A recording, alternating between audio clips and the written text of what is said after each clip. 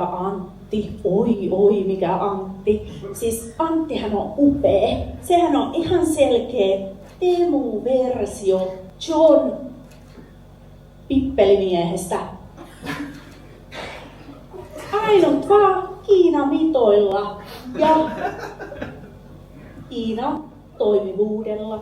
Mun piti kysyä siitä, mikä John Pippelimies. Mä ymmärrän, että se oli pieni penisvitsi, mutta niinku Kuulostaa sun parittajan nimeltä, John Pippelimies.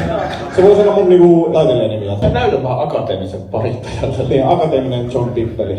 John Pippelimies kuulostaa kans... Se oli Ron Jeremy! No niin, kiitos. Se on se suomalainen. Ei se ollut pieni penisvitsi, mä ajattelin, että se oli pieni penisvitsi. Mut se on kiinalaismitoituksella. Oli se penis. Tää on liian älykkäitä nää mun jutut.